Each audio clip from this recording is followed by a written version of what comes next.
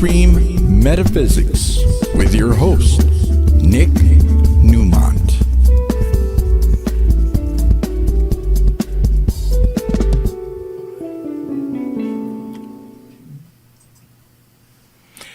Hey there, welcome to Mainstream Metaphysics. Happy New Year. Happy 2025.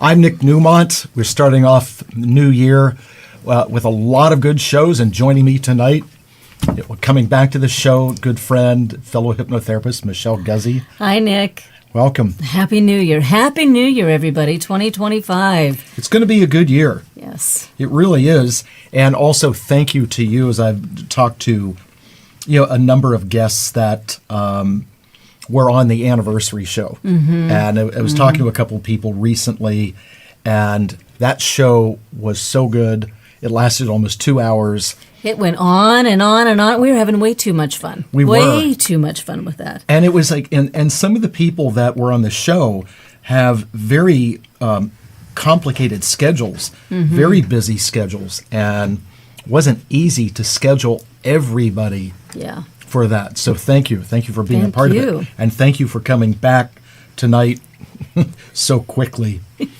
We have a lot to talk about, as we go into this time of the year. And, we're in post-holiday, and for a lot of people, there's a lot of fun and frivolity and celebration. And for some people, they come into January and they kind of thud, so that's one of the things we're going to talk about is, that thud that some people experience, but also on an upside is talking about intentions.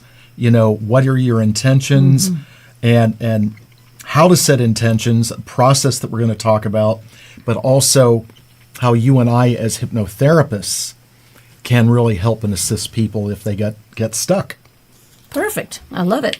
So we, as we now are entrenched in the new year, just a reminder that Audrey's book is out, which is so cool. She worked on that for a long time. It is awesome. I actually have it, started going through it, reading it, and I am blown away at how powerful it is. And even for me, I've been a hypnotherapist for 33 years. I'm learning stuff in there.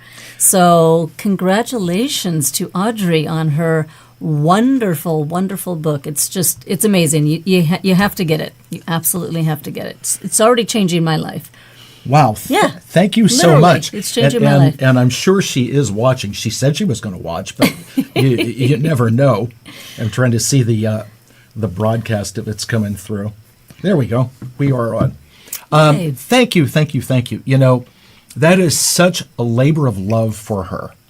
And there were so many things that, when I did write a book, I know what that was like. And I actually had someone that helped me write the book proposal, but then I had assistance from the publisher. The thing with Audrey is that she had no outside help. She really didn't. It was her.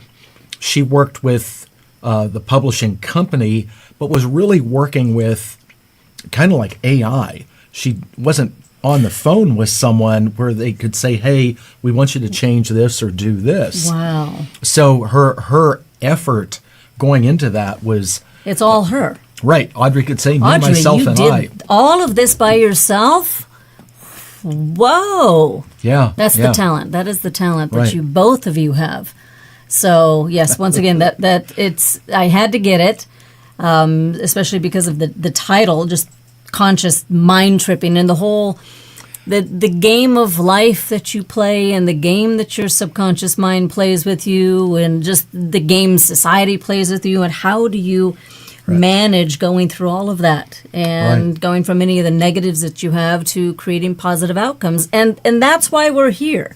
How do we set positive outcomes and set those intentions for the new year? So exactly. So let's figure this out. We are going to do that. The other thing is too, Michele, is that when you write a book where you're kind of, and how many people sort of, I wouldn't say they plagiarize, but their material is somewhat of a copy of someone else's. And I mean, nowadays there's self-help books, that are, you go up and down the rows and there's books after books. But when you're an innovator, and Audrey is an innovator, that's where things are the most challenging because nobody has anything to compare to your material. It's like this is a new invention. And I give her a lot of credit because she's going to set the bar very high. She doesn't know that yet. But once she gets out there with public speaking in this. So I can't write my own book and take some of that stuff from Audrey then and use some of it? No, I can't. We'll talk to her later. She's like, you can use this one word, and that word is the, and that's about it. That's funny. And the and a, and that's all you can There you go. use. There you go. Hey, look, imitation is the sheerest form of flattery. That's So true. It That really is is. true. It really is. And then go shopping, you got the purses and the shoes and everything. Well, one person invented it, but Right. it wasn't just that one person. Other people jumped on that. So the operative word in fashion, and it could show up in literature, is knockoffs. We did a knockoff, right? We did a knockoff. I'm not gonna do a knockoff. Don't worry, Audrey. I won't knock get knocked anything off. off. I'll get knocked off. I will get knocked off. Spiritually and energetically, I'm gonna get knocked off. Whew. Oh my God! All right, let's get back on track. Let's focus now. Focus. Anyway, it's awesome that she did that. Now, as we go into a week from yesterday, Monday the 13th, we have a full moon, and the sun is in Capricorn, the moon is in Cancer. So this is going to be this will be a very emotional moon. I'm a Cancer. Because the moon rules Cancer. Uh-oh. So when the moon is in Cancer, it's what's called dignified. So it'll be, yes, exactly. It's an astrological. I'm going to have to be more dignified. Is that what you're telling me this whole month? Yeah, it's when it's in its home sign. Oh, By the way, coming up, watch at the end of March, I think it's March 29th, we begin the first segment of Level 1 astrology. And we haven't taught astrology since 2020. COVID, wow. and was all done on Zoom online. Wow. There was nobody live. But we're going to do a live in person. Yes, at classes the center. at the center. So Okay, great. information will be coming out soon. And Audrey's working on a fabulous newsletter. Now, Awesome. as we jump into this, I'm really, really thrilled with the guests that I have, starting with Michele tonight. Next week, Justin Formanek, who is the hypnotherapist, massage therapist, and energy worker at the Newmont Center. He's been on the show before. Then in 2 weeks, the 21st, Craig Shoemaker returns to the show.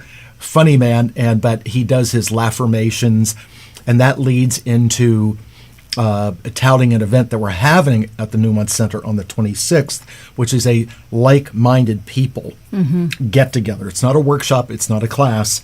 It's for people that are like-minded practitioners to come and join us, where we all kind of put our heads together without banging heads. and then on the 28th, returning, and I'm so lucky and so blessed to have Carolyn Hennessy come back on the show again.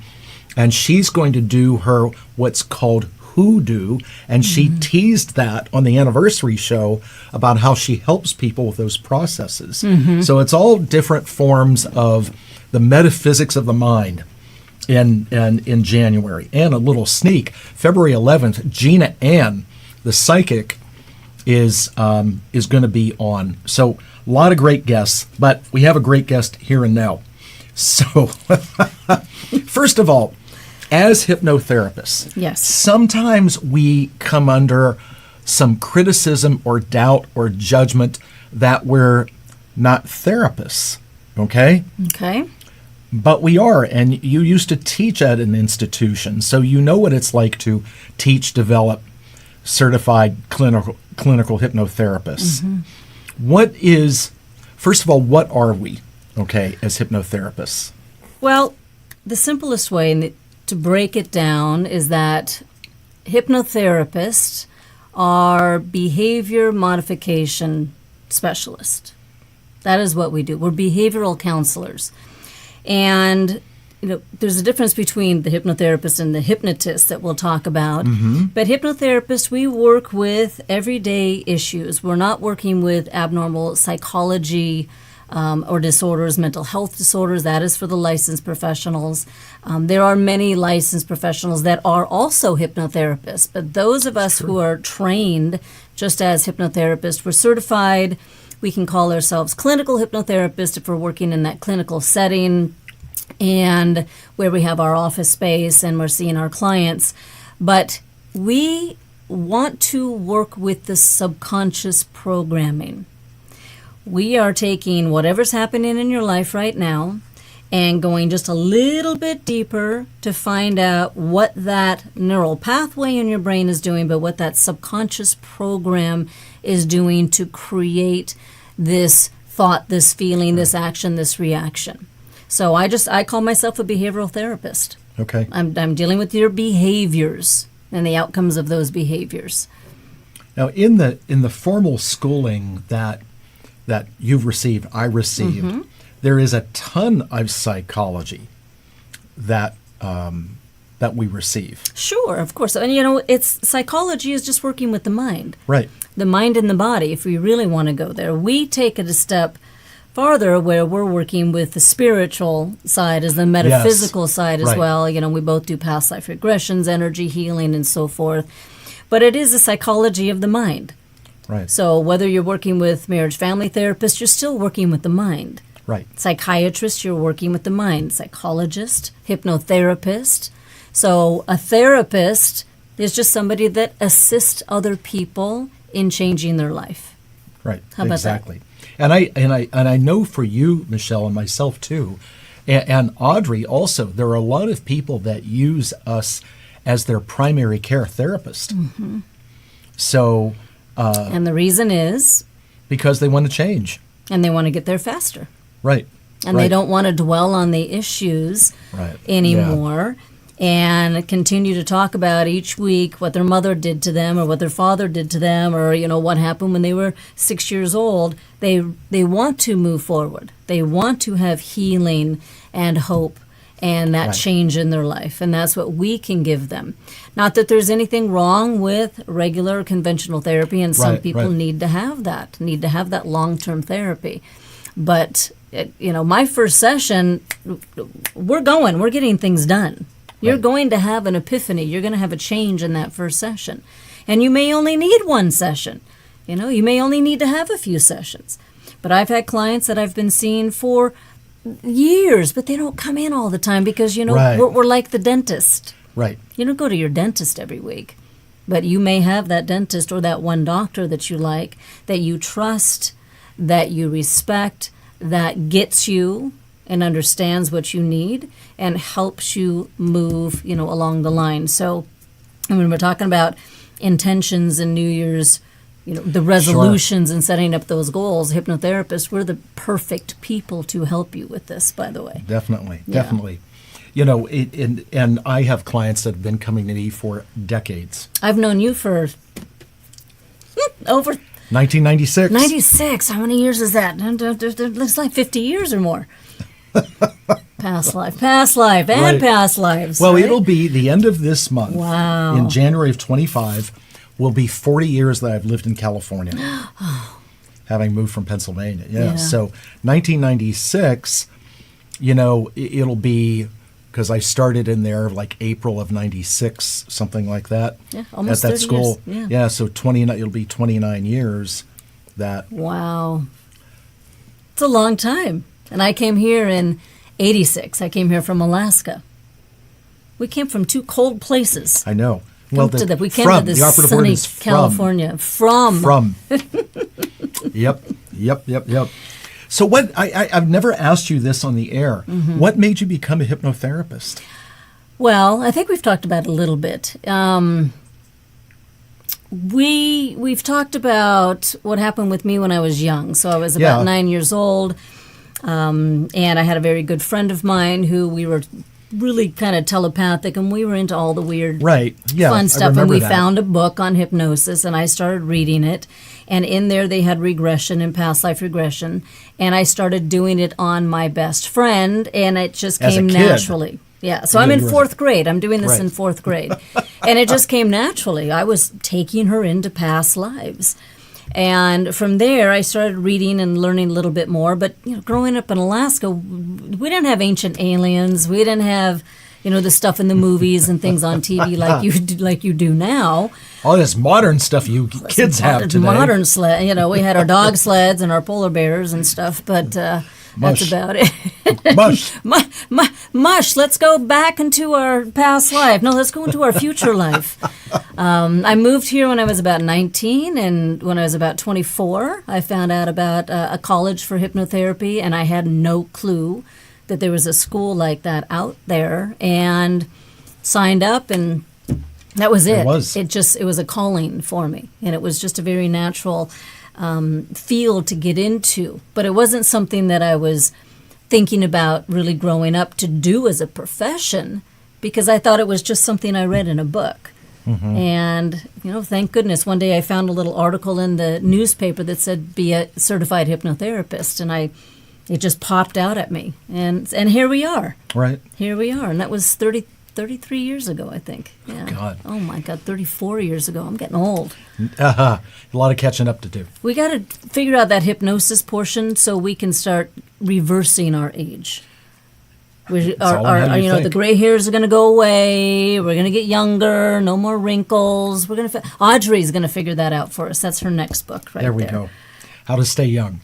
When it comes to, you've said the words past life regression several times, and I've had people come to me for those, or I will ask new clients, have you ever been hypnotized before? Mm-hmm. And sometimes they pause and they'll describe someone that they went to and how they did something which really is more like a guided meditation. Mm-hmm.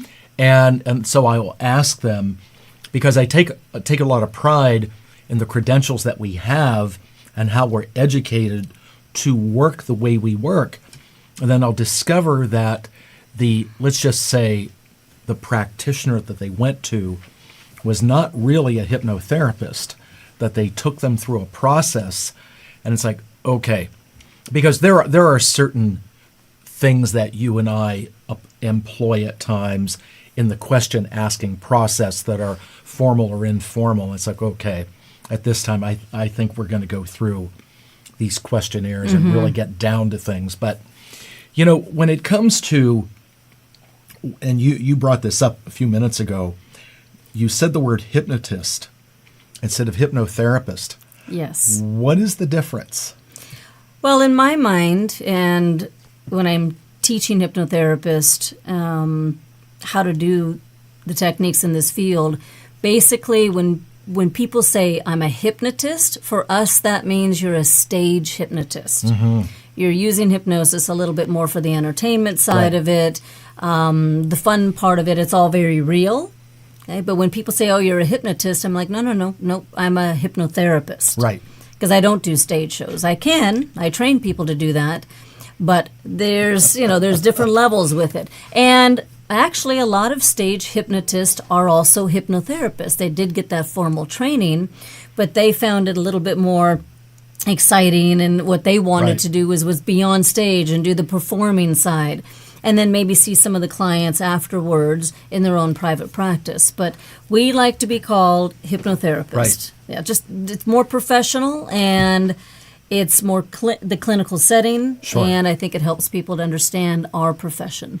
And when you go to an accredited school, there is this CHT that, not that I'm into letters or anything, whatever.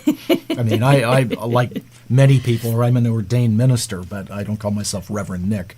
But we could.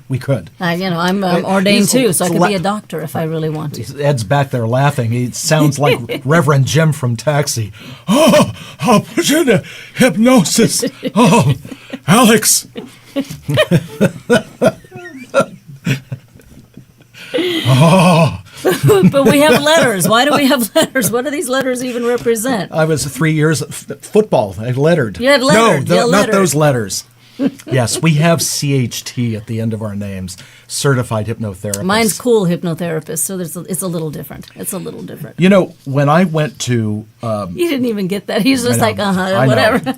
I got it. It's like the levity is making everything just lift off. It is. We are doing a little table tipping here, right? We are. We are. Okay, We are. energy's moving. Good. So when I was directed to the school that you were at, how I met you, I was actually sent there by a woman who was a doctor in psychology. I mean, she had all those credentials, but she also had attended school there, years before. And she said that when you go through an accredited school like that, okay, she described the program as it's like getting a mini PhD.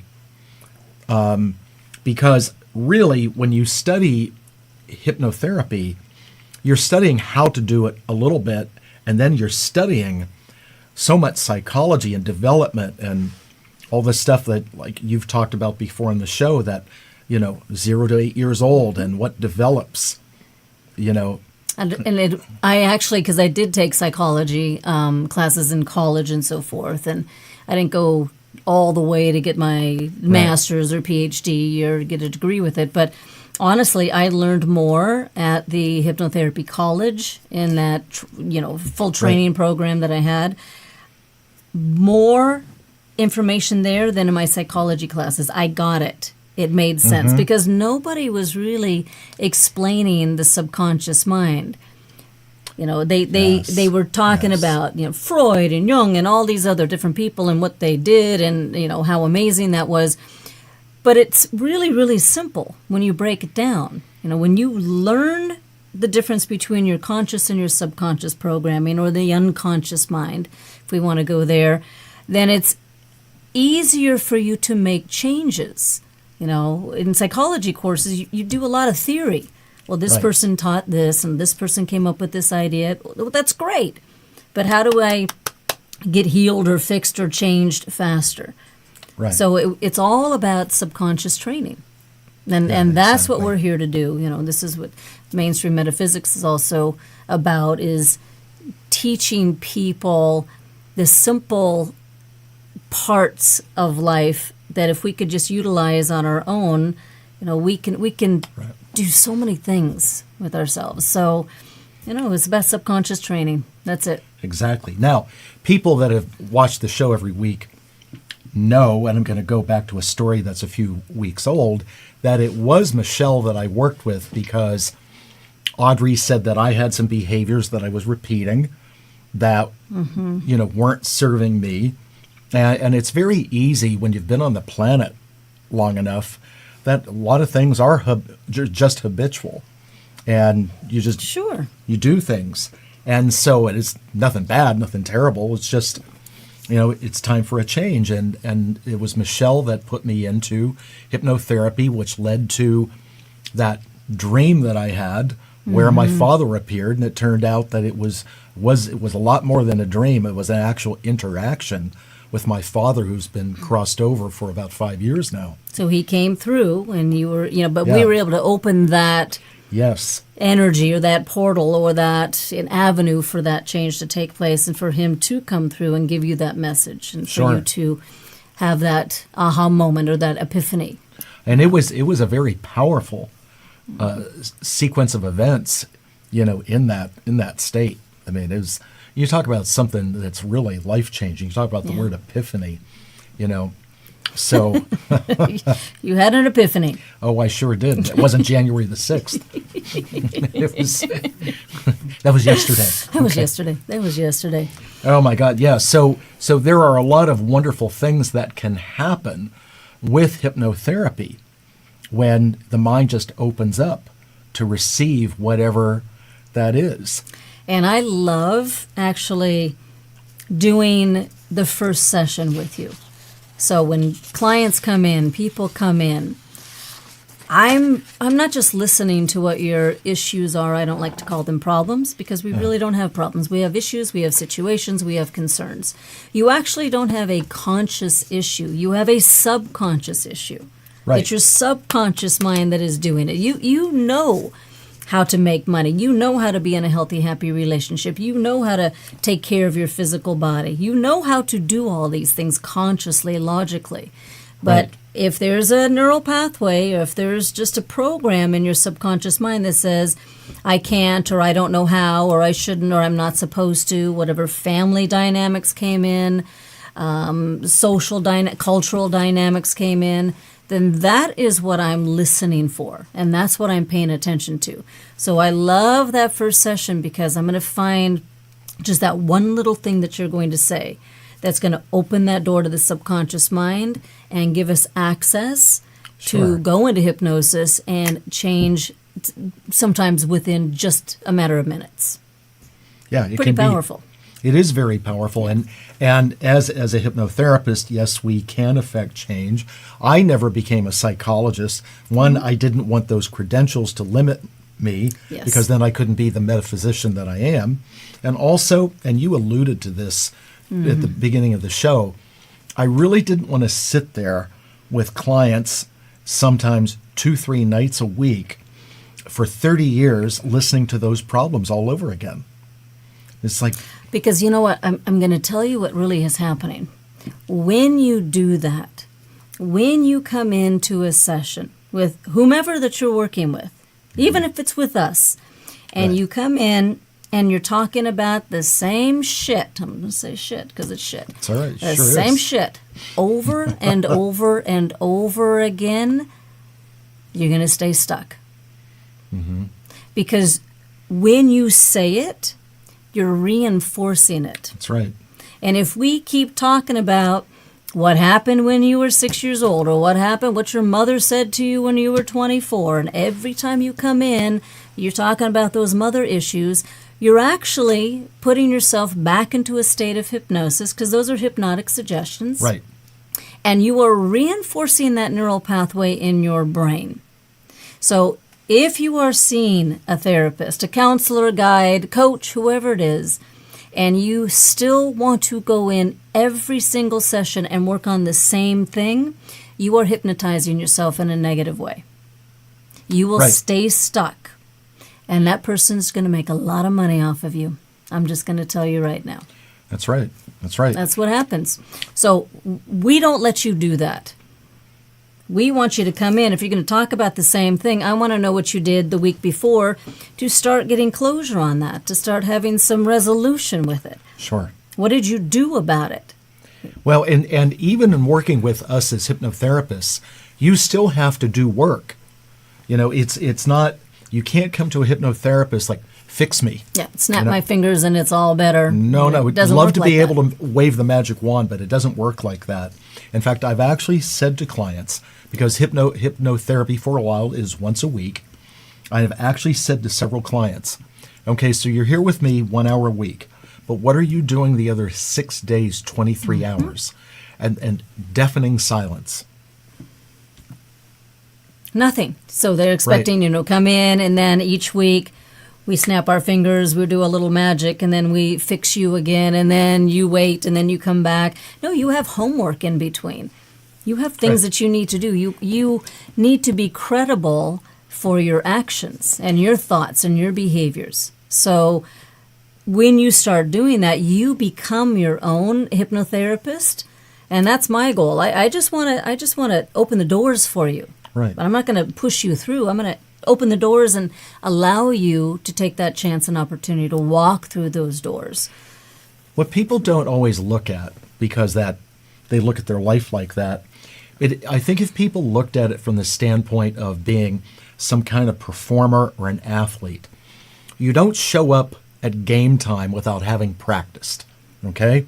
Because practice is for making the corrections so when you do get into game time. You know, one of the biggest challenges that people have is really relationship. People that want to get into a relationship when they're not in one, and correcting those behaviors. You know, so when we look at the year ahead, this is a good time to jump into that. Okay, so what are your intentions? And we say intentions as opposed to New Year's resolutions, because New Year's resolutions are mental treadmills. Yes. I'm gonna. I'm never gonna do it, but I'm gonna. It's not even a word, but we're inventing that word right now. Gonna. I'm gonna do it. I got a case of the gunnas. So there are some things that related to our Focus on Success workshop that we do. Some things I created, and they are just a few words. These are not huge sentences. So what are your intentions for 2025? Well, the first thing is we start with the word expectation. What are your expectations? What is it that you really want to create for your life? Do you even know what you want?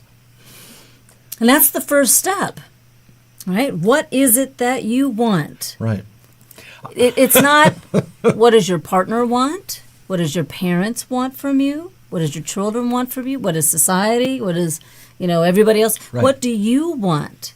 And a lot of people actually don't know the answer to that.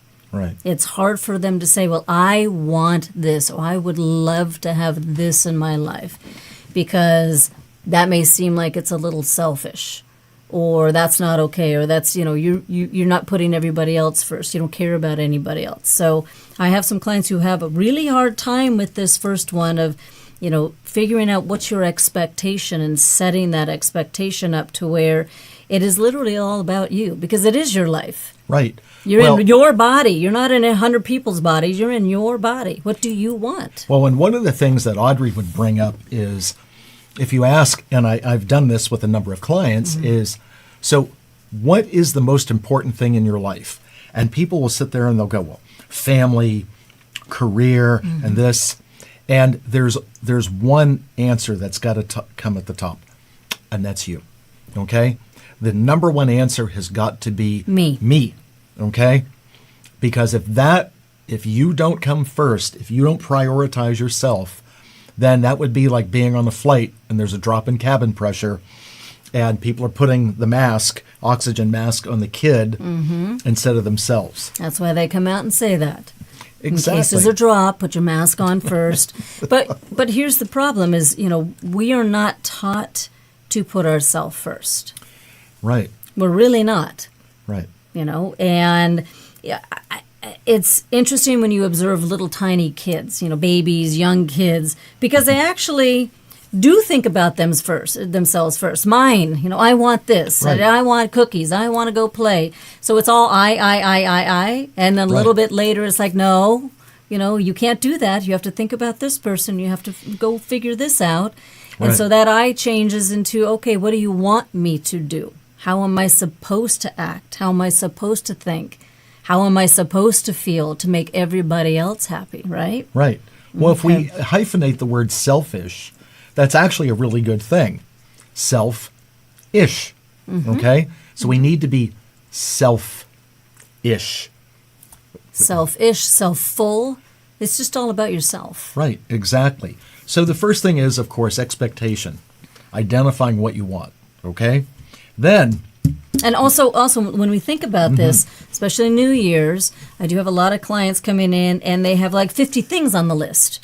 I want to achieve all of this year.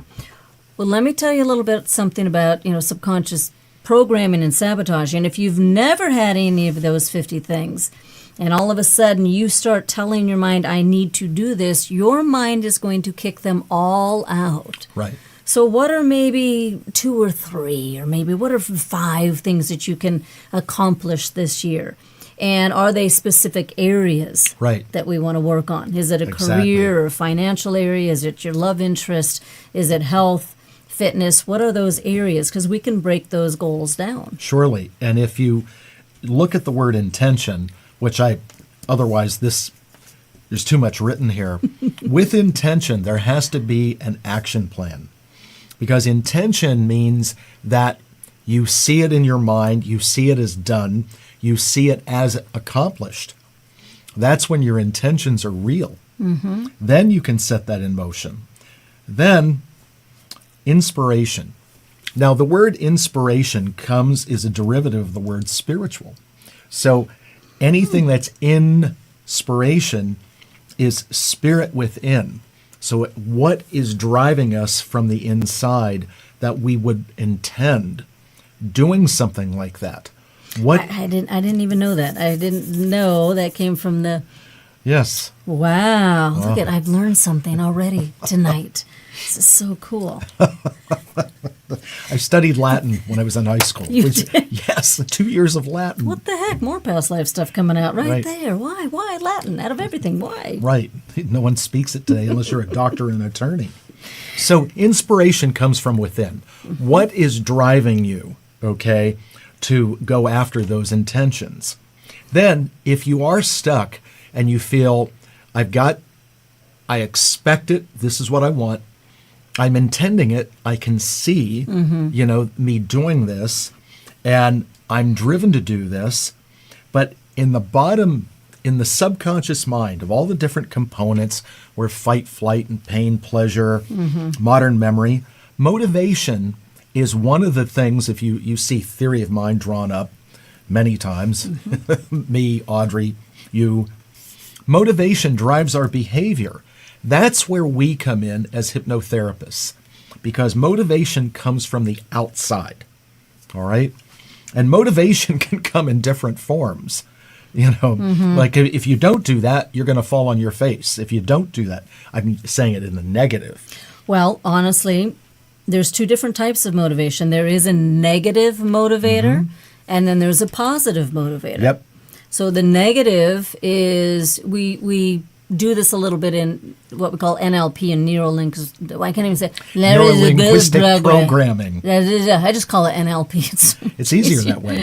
But, what's the negative? What do you want to get away from? So that negative can kind of inspire and help you set that intention and expectation of, I want to move away from this behavior, this habit, this pattern, and move into this. So what's the negative that can actually push you, or the stressors that can push you to get motivated to do something in your life, do something this year. Right. So we it's not always a positive, motivation's not always positive. And you may have been sitting on your couch for the past 3 weeks and just like, my life is terrible, or I have ate so much over the holidays and I'm never going to be able to lose this weight. Well, what's the motivator then? It's funny you would bring up that topic. Uh-oh. Okay? And so I'm going to be very real and open and genuine. All right. Genuine. So I was looking at some pictures of myself at the holidays, and I was wearing a Nike shirt that's form-fitting. And I know that I'm overweight, okay? But I looked at that picture, and that was like a big motivator. Uh-oh. And it was like, dude. Okay? Okay, you gotta start now.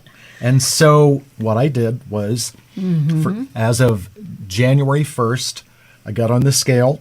I knew what I weighed. Okay. All right. And I made it. I broke it down. You broke the scale down. Oh, yeah, I no. did.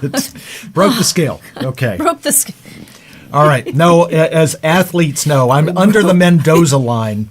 You sports buffs, you baseball guys out know what I mean by that. Under the Mendoza line. All right, and if you don't know, write to me and I'll explain that. Mario Mendoza is a guy that played for the Pittsburgh Pirates years ago. Pirates, okay, good. Okay, he batted under 200. All right, so I have notes in my phone. Okay, and I created in there every day I would weigh myself, all right? But I can't eat the whole elephant, okay? Like, how do you eat an elephant? A bite at a time. A bite at a time. And don't eat elephants. I do animal rescue. No elephant eating here. No. Save the elephants. Exactly. But you had a motivation. Had a motivation. Yes. And your motivating factor was you saw a picture of yourself. Yes. Because when we look down, we don't always see it. But Right. when we see ourselves, Yes. that can be can make a big difference right there. We had a picture. What did Rod Stewart say 50 years ago? Every picture tells a story, don't it? Seriously, Ed knows. Yeah. Same generation. All right, so this is what I did. I made the process easy. In October, I turned 70. I want to look great when I turn 70, all right? So my goal is to take off 30 pounds.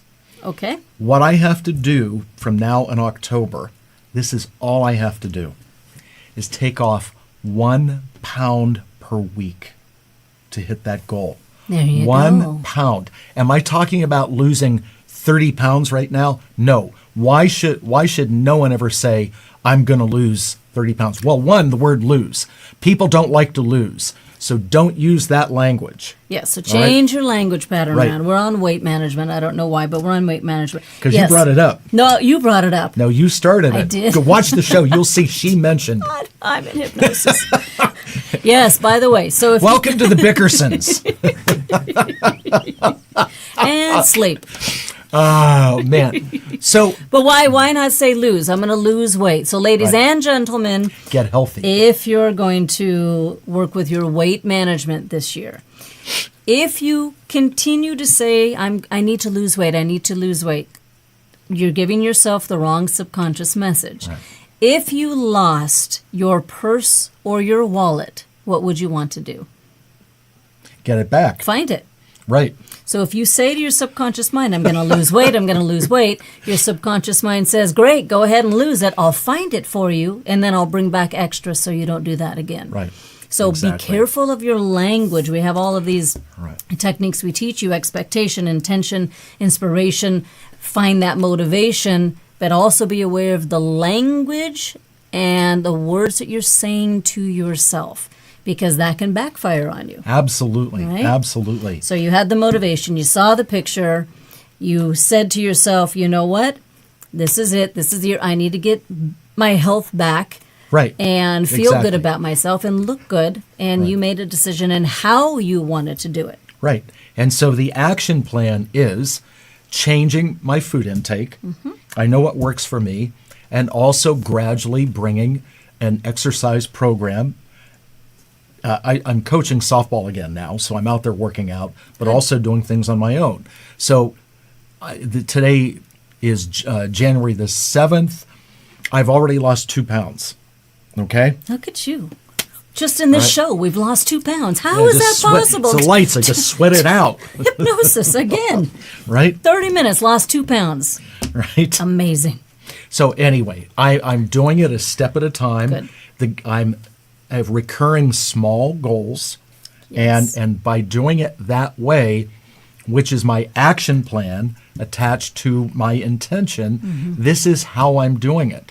Because sometimes when we tell someone, you can do this, and when a person says, I don't know how I'm going to do that, doubt has been cast immediately, and therefore it nullifies the process.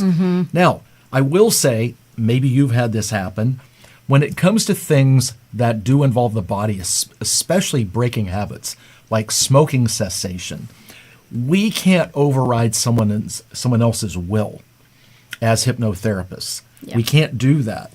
We can't make you stop smoking if you don't want to stop smoking. So if a person doesn't have intention, these other things won't work. And a few years ago, this guy came in, told me his story, and he was motivated because his wife, who was a former healthcare worker, said, I've had enough, okay?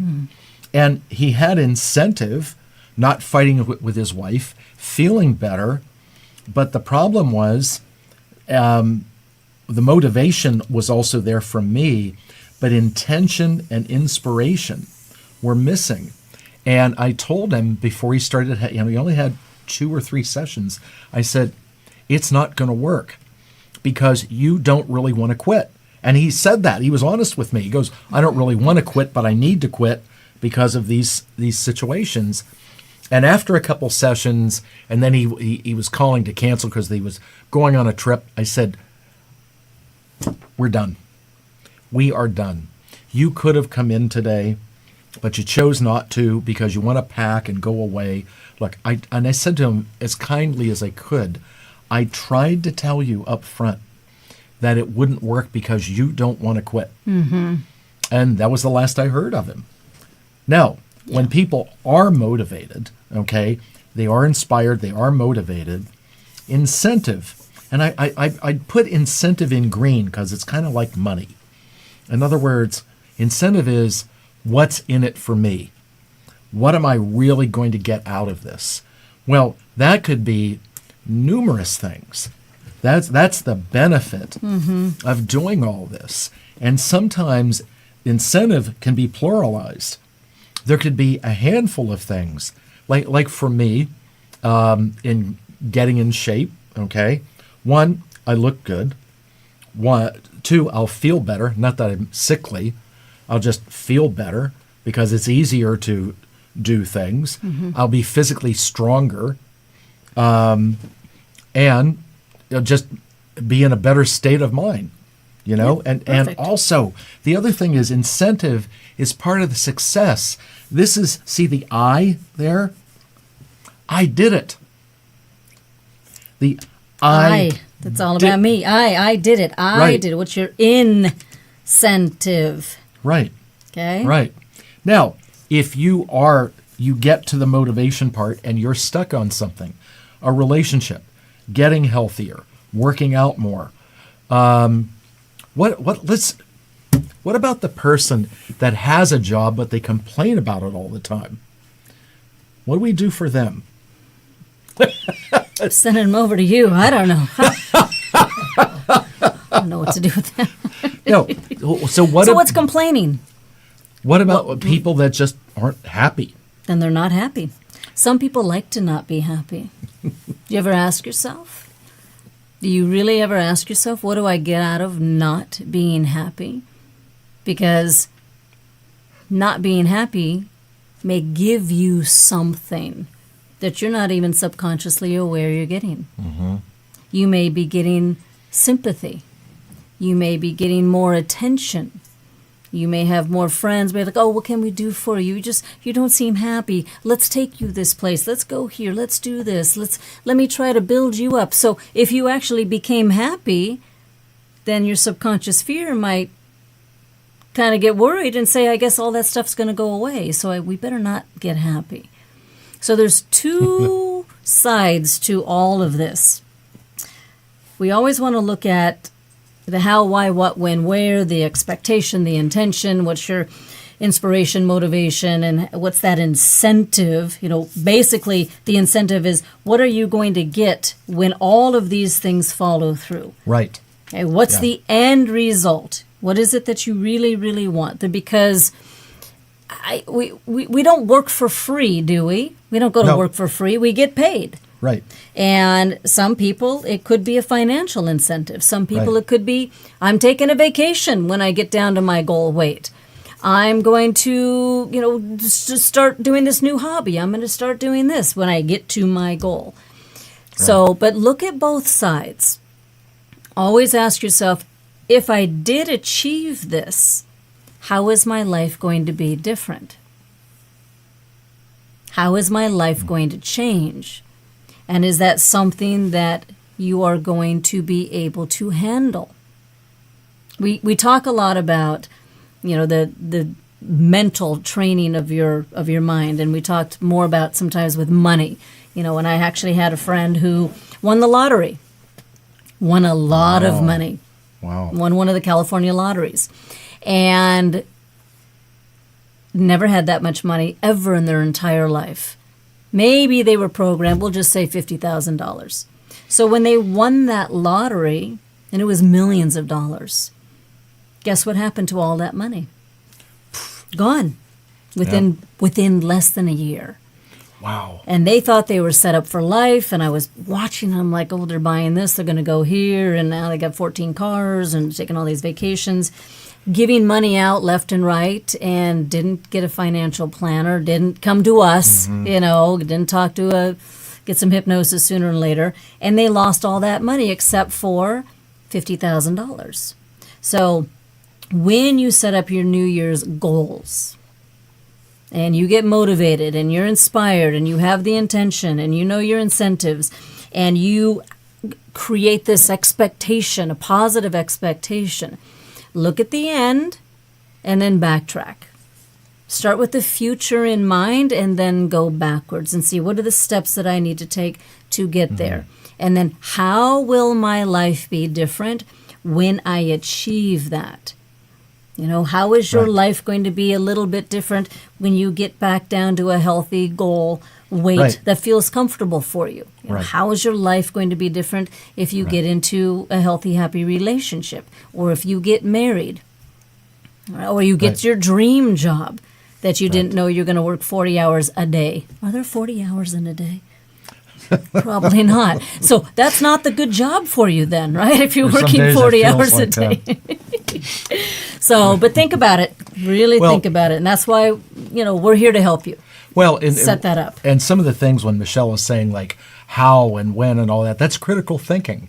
Asking the critical thinking questions as opposed to letting your emotions run amok. And when it comes to the word incentive, in certain occupations, especially athletics, there are performance clauses that are incentive bonuses. Sure. You do this, you accomplish this. They're personal goals.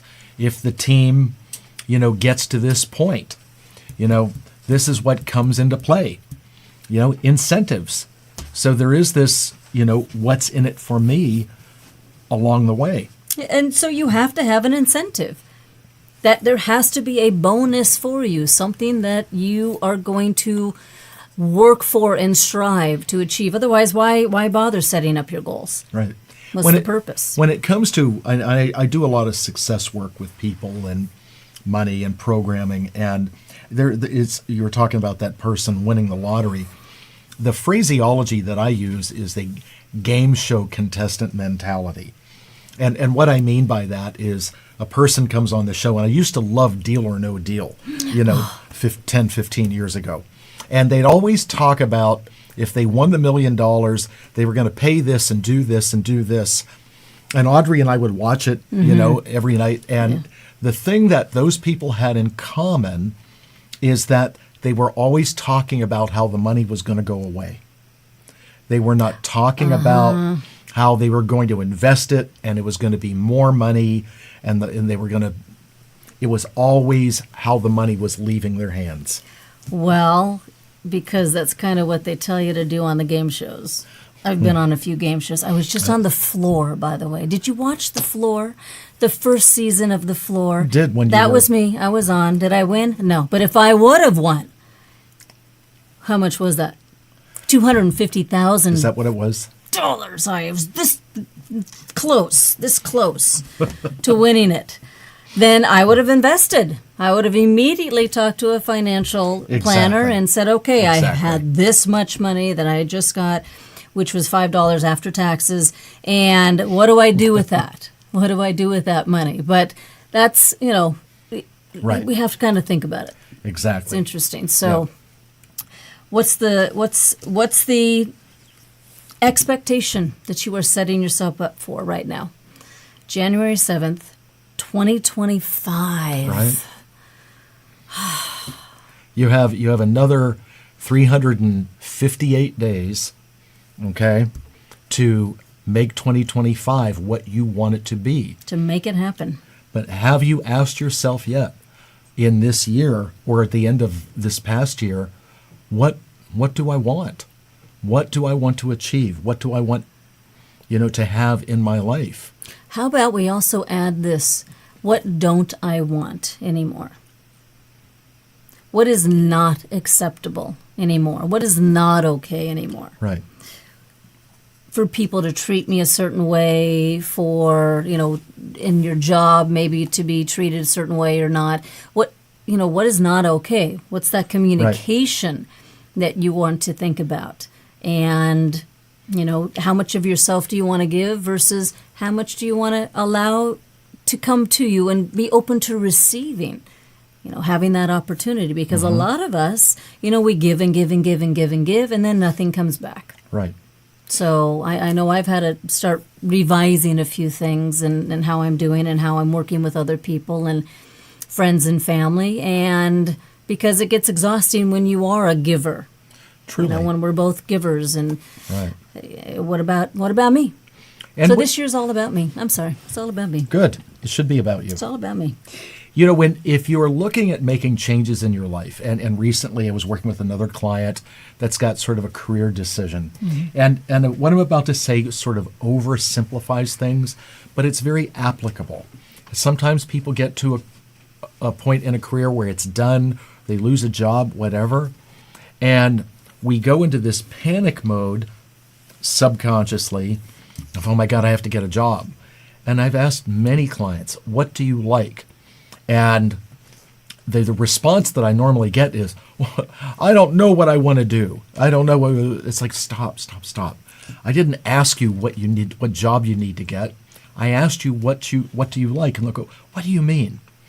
In other words, if you like food, if you love food, go work in a restaurant, go open a restaurant. If you like flowers, go open a flower shop. Because a lot of times the passion that we have about something that maybe we employ it as a hobby in our life is actually where we're going to put the most energy into, as long as it's productive. It's not sitting around playing video games, unless you're that technologically advanced and you want to be a game developer.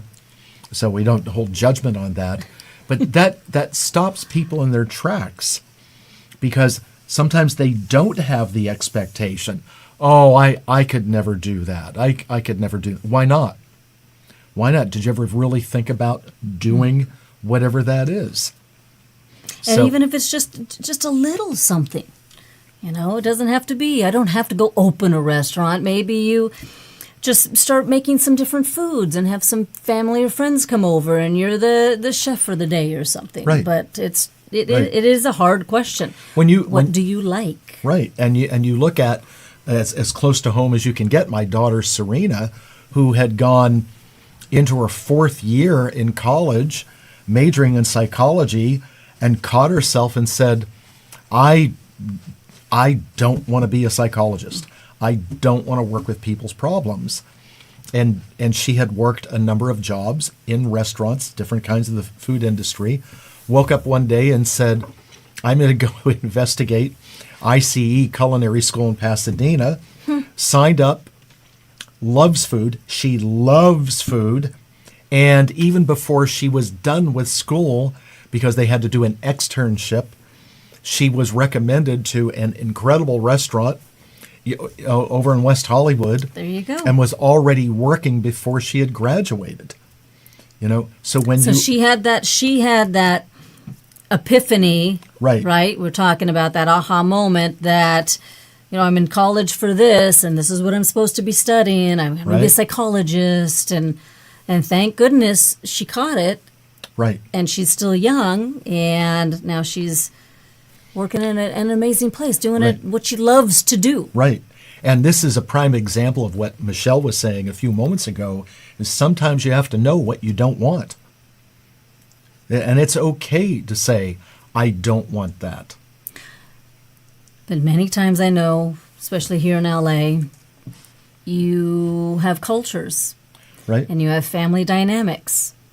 And you have certain rules in your society or your, with your parents and so forth, and you're trying to live up to their expectations.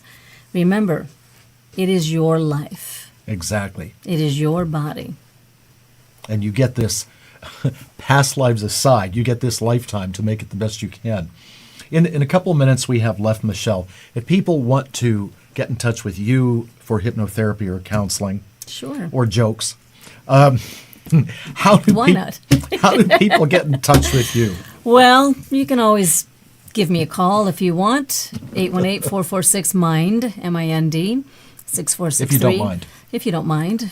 It's called the Mind Coach. I am the Mind Coach, by the way. It's your you may moniker. be Mainstream Metaphysics, but I'm the Mind Coach. Or just go to my website, themindcoach.com, and would love to chat with you. I do free phone consultations with people that are interested, because I'll be honest with you, not everybody is suited for what we do. That's true. Yeah. Some people do have expectations that we can wave the little magic wand and snap fingers and make it all go away overnight, and that's not what happens. But if you want to do the work and you want to set up some New Year's goals and achieve those goals, then yes, give me a call. Right.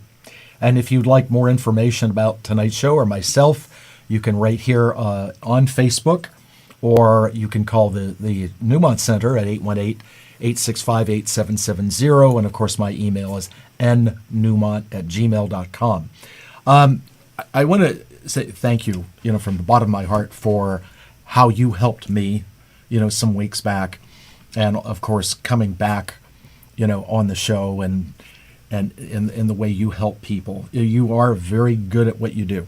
Thank you so much. And Nick has been helping me for the past 30 years, trust me. Trust me, we go back and forth, Right. and we've been able to go through and go through all of these things that we've been talking about. We've shared our expectations and our Right. intentions and inspirations, and how do we get motivated? And we motivate each other just like we want to motivate you, and we Right. want you to have the same incentives as us Right. of having the most successful new year ever in your life. Exactly. And one thing I can tell you about Michele, and we're human, we face things, and I can say this about myself, I can say it about Audrey too. We are happy people, and it's not put on or anything, and the joking that we've done in this show is like because We have fun. We have fun. We really do. And therapy does not need to look like so serious and so laborious. And Nick, Yeah. tell me about your feelings. what feelings? How do you feel about not having feelings? I If don't you know. had a feeling, what would that be? Can I say that on the air? Well, on that note, thank you so much for watching Mainstream Metaphysics. We will have you back on the show, in the weeks ahead. You're not going anywhere. Yay. Let us know, if tonight's show has helped you out in any way, shape, or form. We are here for you. Anyway, everyone have a wonderful 2025. Make it your own, okay? And remember, as always, take care of yourself, take care of each other, and I will see you back here next week on Mainstream Metaphysics. Good night, everyone.